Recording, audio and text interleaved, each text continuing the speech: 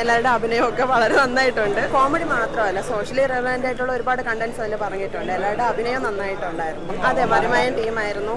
നമ്മൾ ആ 30 മിനിറ്റ് തിരക്കുള്ള ഒരു മിനി സ്ക്രീനിലെ കണ്ടന്റ് അവർ സിനിമയായിട്ട് കൊണ്ടുവന്നപ്പോൾ എല്ലാം ഒരു നന്നായിട്ടുണ്ട്. അത് നല്ല രീതിയിൽ തന്നെ പ്രസന്റ് ചെയ്തിട്ടുണ്ട്. മറിമായം ടീം ആയതുകൊണ്ട് തന്നെ എക്സ്പെക്ടേഷൻ ഉണ്ടായിരുന്നു. അവർ പറയും പോലെ കോമഡി സെറ്റ് ആ ഒരു പാറ്റേൺ തന്നെയാണ് അവസാനം. പിന്നെ എടുത്തു പറയേണ്ട ഒരു സാധനം എന്ന് പറഞ്ഞാൽ മേക്കിംഗ് ആണ്. നമ്മളിപ്പോൾ ഈ സീരിയലും സിനിമയും തമ്മിൽ 2 ലെവലിലാണ് മേക്ക് ചെയ്യേണ്ടത്. അവരത് നന്നായിട്ട് ചെയ്തിട്ടുണ്ട്. അത് സമ്മതിച്ചു പറ്റും. അവർക്കൊരു കൺഗ്രാജുലേഷൻ കൊടുക്കണം. കാരണം സീരിയൽ മേക്ക് ചെയ്യുമ്പോൾ നമുക്ക് പടം എടുക്കാൻ പറ്റില്ല, സിനിമ ചെയ്യുമ്പോൾ സീരിയൽ ചെയ്യാൻ പറ്റില്ല. ആ ഒരു ഫ്രെയിംസും കാര്യങ്ങളൊക്കെ പക്കാ സിനിമ ഫ്രെയിം തന്നെയാണ്.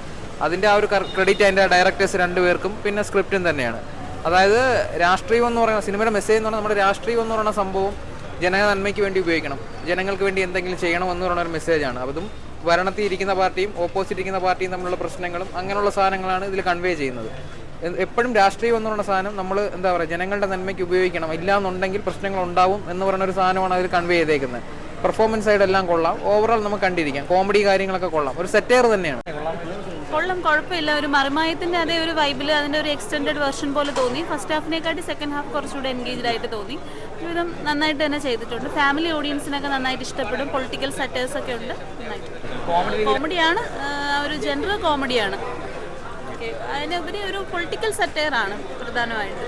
മറിമായ ആസ് യൂഷ്വൽ അതേ ആ ഒരു ഇത് തന്നെയാണ്. ഓക്കെ, എന്നാൽ അതിനെ സിനിമാറ്റിക് ആക്കാൻ അവർ കുറെ കൂടി ശ്രമിച്ചിട്ടുണ്ട്.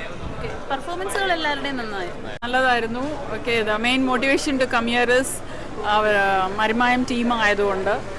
ആൻഡ് അവരിങ്ങനെ ഒരു മൂവി ആയിട്ട് ഇങ്ങനെ എങ്ങനെ ഉണ്ടാവുമെന്ന് വിചാരിച്ചു. അങ്ങനെ ദേ ഹാവ് നോട്ട് ഡിസപ്പോയിൻറ്റഡ്. വളരെ നല്ലതായിരുന്നു. മ്യൂസിക് വളരെ നല്ലതായിരുന്നു.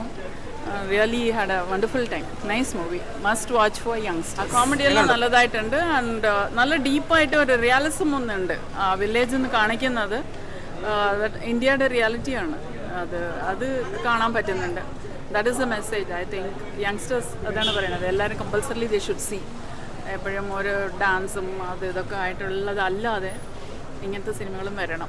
ഒരു നാടിൻ്റെ കുറേ പ്രശ്നങ്ങളും അതിന് പരിഹരിക്കാൻ വേണ്ടി ആ നാട്ടിലെ പഞ്ചായത്ത് മെമ്പറുടെ നേതൃത്വത്തിൽ നടക്കുന്ന കുറേ കാര്യങ്ങളും അദ്ദേഹം അതിൽ ചെയ്യുന്ന ത്യാഗങ്ങളും അതിനോടനുബന്ധിച്ചുള്ള ഒരു വിഷയമാണ് ഈ സിനിമ. അതിന് നല്ല മെസ്സേജ് തരുന്ന സിനിമയാണ്.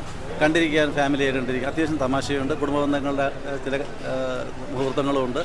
എല്ലാം കൂടെ നല്ല മെസ്സേജ് തരുന്ന നല്ല ഒരു സിനിമ. ബോറടിക്കാതെ നോക്കാം, കോമഡിയാണ്.